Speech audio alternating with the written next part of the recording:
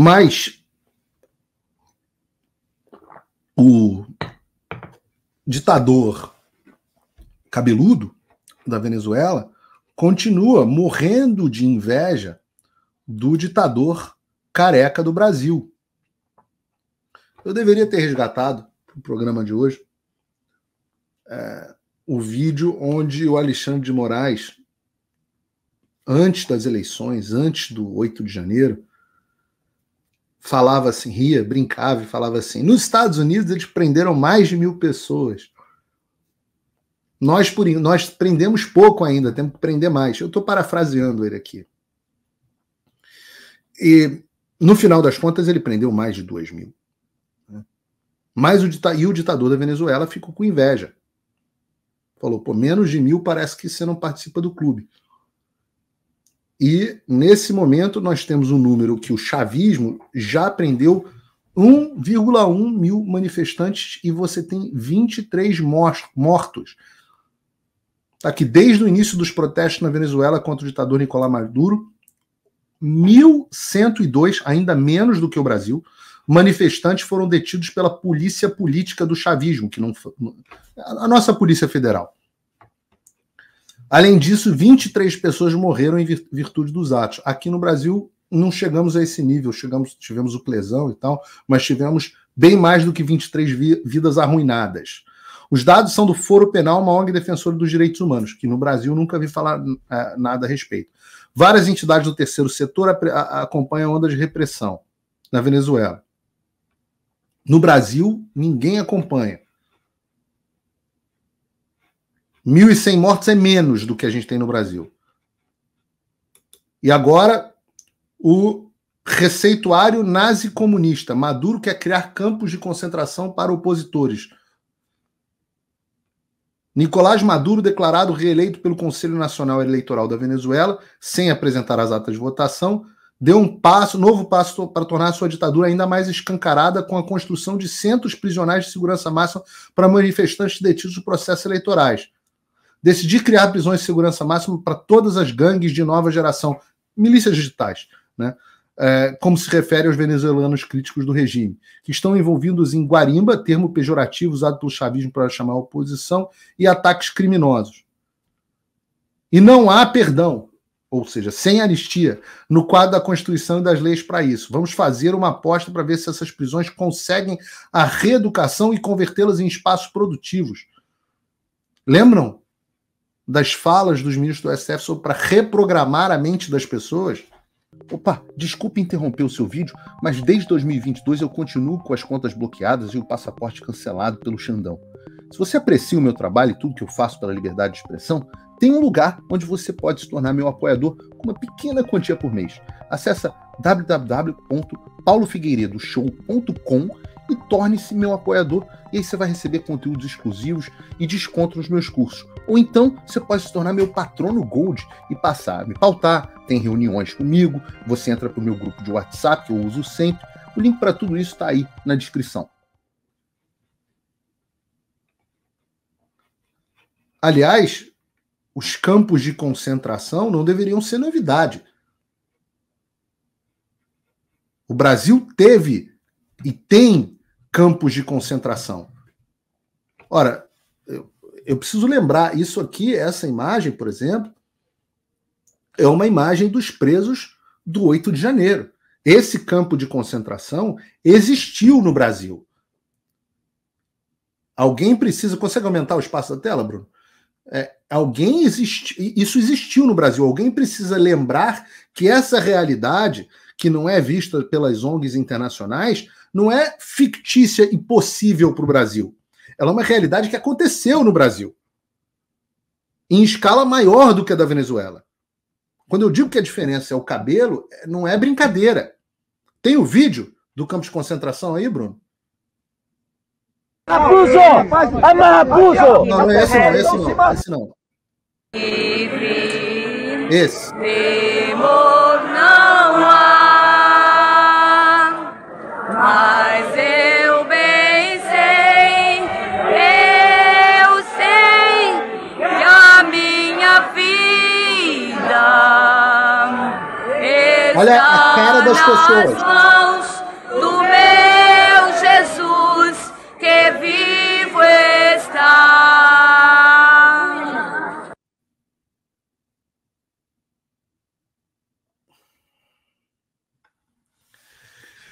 Isso tudo não é na Venezuela. Isso tudo é no Brasil. Eu preciso lembrar isso a vocês. Enquanto o Reinaldo Azevedo diz que o Maduro é bolsonarista, e eu expliquei no programa anterior o que é gaslighting, o que é enlouquecimento, eu preciso lembrar você que você que está me assistindo, parte dessas 13 mil pessoas que estão nos assistindo, você não é maluco. Você não enlouqueceu. Maduro não é bolsonarista. Maduro é o Alexandre de Moraes de peruca. Ou com implante. Ou o Lula. A esquerda é isso. Você não vê nenhum candidato de direita no mundo dizendo que precisa regular o discurso da esquerda. Nenhum. Você nunca ouviu o Trump dizendo isso. Você não vai ver a Le Pen. Você não vai ver os conservadores no Reino Unido. Você não vai ver Bolsonaro. Você certamente não vai ver o Milei. Isso não é coisa de bolsonarismo, Globo News. Isso é o que vocês defendem. Todos os dias, no ar. O que vocês defendem é esse ditador que pega pessoas com câncer e não tem misericórdia nem das pessoas com câncer. Essas notícias do Alexandre são as da última semana. Para quem não viu isso aqui, isso é uma coisa absolutamente... é de vomitar. Alexandre de Moraes nega a retirada de tornozeleira de ré do 8 de janeiro por tratamento de câncer. Sem anistia, sem perdão, como diz Moraes, como diz Maduro.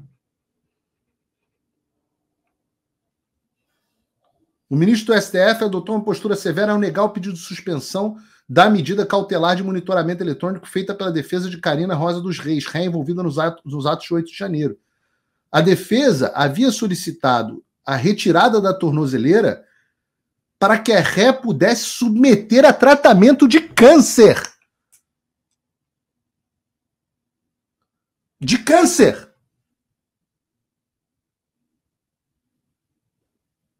E dizem que em estado preocupante. Mesmo com a delicada condição de saúde de Karina, Moraes decidiu, com base na documentação apresentada, que foi considerada insuficiente simplesmente por não especificar a data dos exames ou do início do tratamento. Como se fosse fácil você descobrir a data dos seus atendimentos no Brasil, no SUS. Viva o SUS. O ministro decidiu que o pedido não demonstrava necessidade, não há motivos para o atendimento do pleito de suspensão da monitoração eletrônica. Um câncerzinho é motivo. Ele ressaltou que cabe a requerente de posse da data do exame, da cirurgia, internação ou do relatório médico dirigir-se ao STF pleiteando a flexibilização. Essa é só essa semana. Alguma ONG internacional, fez algum comentário?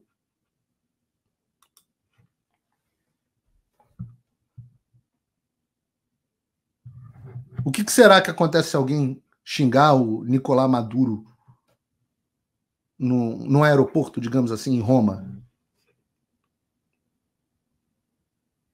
Porque também nesta semana,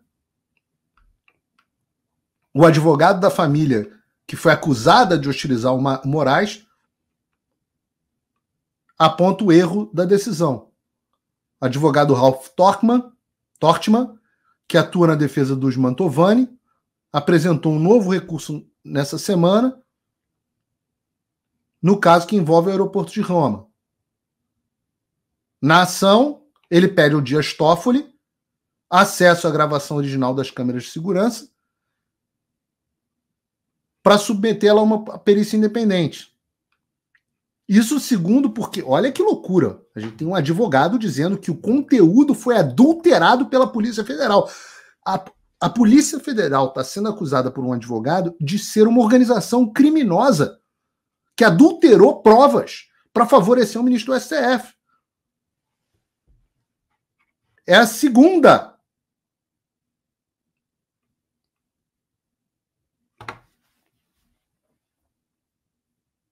Atualmente, o material pode ser apenas consultado no STF pela defesa com horário marcado e não pode deixar a sede do tribunal. Por quê? Eu vou fazer aqui a pergunta que todos nós deveríamos estar fazendo. E eu falei na época que aconteceu, eu falei assim, olha, se essa história for verdade, vocês devem lembrar, eu acho que eu não sei se eu estava na Jovem Pan ainda, não sei aonde eu estava, mas eu falei assim, olha, se for verdade o que o Alexandre de Moraes está dizendo, nós vamos enxergar neste domingo, o STF vai ter vazado esse vídeo para o Fantástico. Se esse vídeo não tiver no Fantástico nessa semana ou na próxima, vocês podem ter certeza que o Alexandre de Moraes está mentindo sobre o que aconteceu naquele aeroporto. E mais de anos se passou e até agora nós não sabemos o que aconteceu no aeroporto de Roma.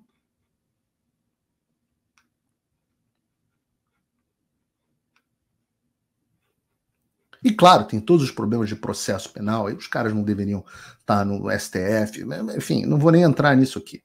Eu vou entrar no materialmente. Cadê a porra do vídeo do que aconteceu no aeroporto de Roma, Alexandre? Ou Dias Toffoli? Por que o Brasil não pode saber? Por que vocês podem saber mais do que nós? Se vocês trabalham pra gente, não nós trabalhamos pra vocês. A gente sabe a resposta. Mas a conta de vocês vai chegar. De todos vocês vai chegar. Até lá vocês vão continuar pegando essas pessoas perigosíssimas, como a moça do 8 de janeiro que pintou uma estátua de batom e aceitar a denúncia criminal contra ela. Perigosíssima essa moça. Essa senhora é uma meliante. Maduro tá certo, tem que cuidar toda a força da lei, Supremo Tribunal Federal para essa moça, onde já se viu. Já pensou se todas as estátuas do país começassem a ser pichadas de batom? Ah, não, esqueci. Quase todas as estátuas do Brasil estão pichadas, mas com grafite de criminosos na rua, vândalos, que não sofrem absolutamente nenhuma sanção do Estado brasileiro. Mas a mocinha, essa senhora aqui, dá para ver que a cara dessa pessoa era praticamente um Hannibal Lecter. Né? Essa moça, uma clara evidência, essas pessoas que estão em volta dela, essa família dela. Importante até que essa moça seja afastada, né, da família. A cara dela, de meliante, te vê claramente que ela é assim, porra, ali fechada com o Fernandinho Beiramar. Ah, não, se fosse, estava solta pelo STF. Mulher do batom. Do batom. E claro, a gente não pode esquecer, ainda nessa semana, o caso do Daniel Silveira, que nós trouxemos o advogado aqui dele na semana passada, continua preso há mais de 100 dias, assim como tem deputado preso, ex-deputado preso na Venezuela, a gente tem o do Brasil preso há mais de 100 dias ilegalmente. E claro, há o caso cada vez mais ridículo do Felipe Martins, que foi objeto de uma excelente coluna do Glenn Greenwald, que eu recebi do WhatsApp do Bolsonaro. Né? Quem diria? Eu sempre elogiava o Glenn Greenwald, eu era massacrado por isso. Quem diria que eu ia viver para receber no meu WhatsApp uma reportagem do Glenn Greenwald enviada pelo presidente Bolsonaro? Olha que mundo louco, dentro da Folha de São Paulo, falando mal do Alexandre de Moraes. Eu falei, caraca, isso é muito louco. O presidente Bolsonaro está me mandando... Se eu viajasse no tempo, para 3 anos atrás, e dissesse assim, olha, Paulo, vai ter um dia que você vai receber do Bolsonaro, por WhatsApp, uma reportagem do Glenn Greenwald falando mal do Alexandre de Moraes dentro da Folha de São Paulo. Eu digo a você, não tinha a menor chance de eu acreditar num negócio desse. Mas o mundo efetivamente dá muitas voltas. E não só o Glenn publicou, mas eu tiro o chapéu, porque ele é advogado, né? Aliás, é mais um jornalista que é chamado de blogueiro, apesar de ter um Pulitzer, porque ele não é jornalista de formação, né? O Glenn é advogado, constitucionalista, inclusive. E tá ele na Folha de São Paulo. Eu vou ler só uns trechos aqui para você. O princípio de que um cidadão só pode ser preso depois que se prove em um julgamento justo que cometeu crime é fundamental para qualquer sociedade livre. Essa é a premissa que fundamentou as reportagens da Vaza Jato no Intercept e a mesma que levou o STF a anular as condenações de Lula por Sérgio Moro. Doloroso, né? A prisão sem julgamento, mas é bom porque agora o Alexandre está apanhando pela esquerda, ele não está apanhando mais pela direita, ele está apanhando pela esquerda. A prisão sem julgamento justo é um dos atos mais graves que o Estado pode cometer. Existem circunstâncias muito restritas e raras em que isso pode ocorrer. A prisão preventiva é uma medida de caráter excepcional e se justifica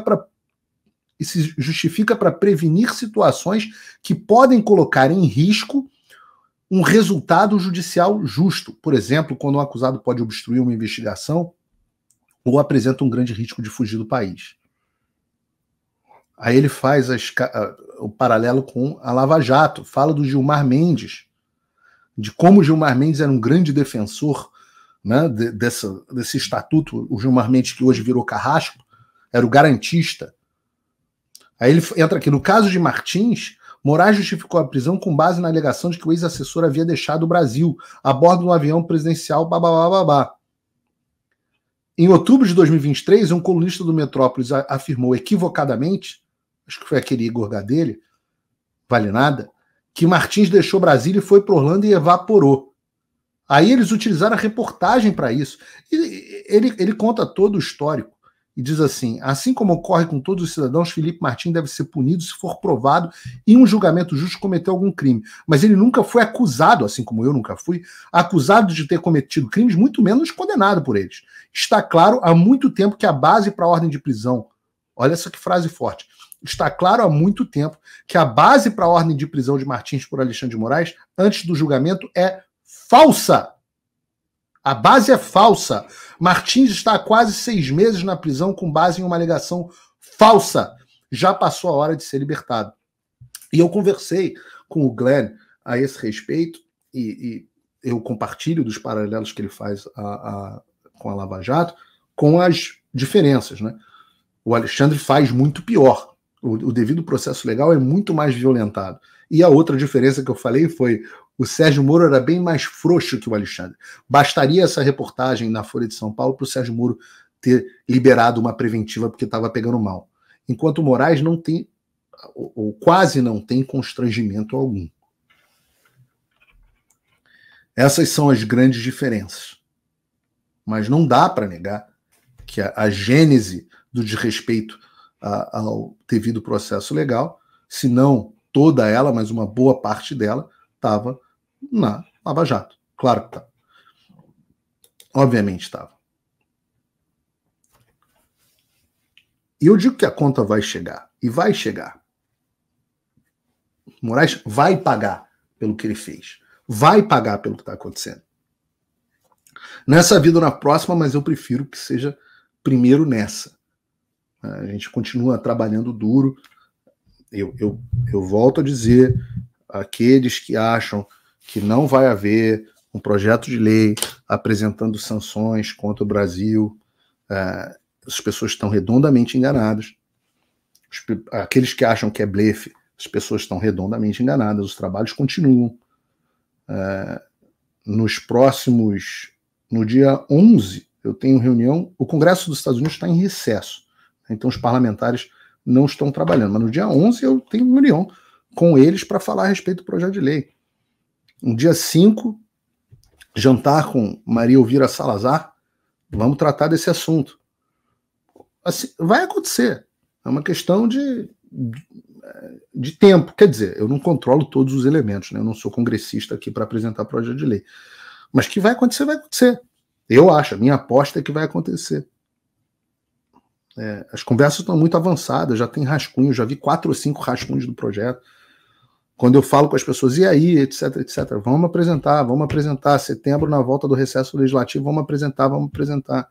Já tem apoio, mais de 20 deputados já falaram para mim, eu vou apoiar o projeto de lei. E esse é o início, porque no final das contas, quem precisa responsabilizar o Moraes são as instituições brasileiras. Esse é só um empurrãozinho. No final das contas, como vocês podem ver até na Venezuela, se o povo não resolve os seus próprios problemas, e eu espero que nós não cheguemos a uma situação irreversível, como parece ter virado da Venezuela, embora, como eu demonstrei aqui, em vários aspectos nós já estejamos numa situação pior, nós temos algumas coisas que são melhores, né?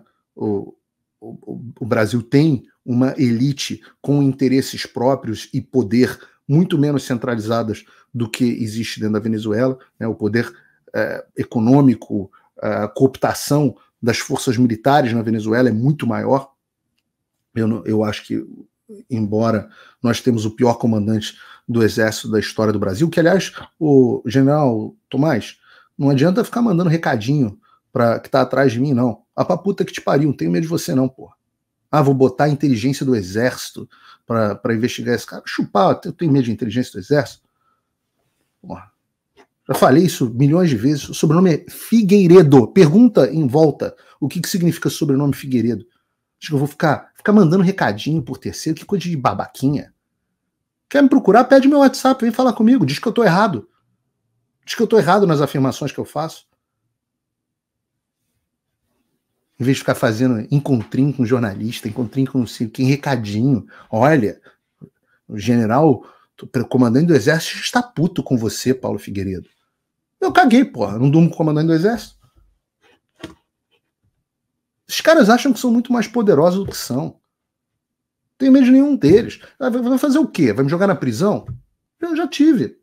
Sobrevivo. Daniel Silveira vai sair da prisão. Vai sair da prisão herói. Você passa um perrengue um tempo e sai mais forte, pô. Eu, hein? Recadinho, coisa de baitola. É um nível, né?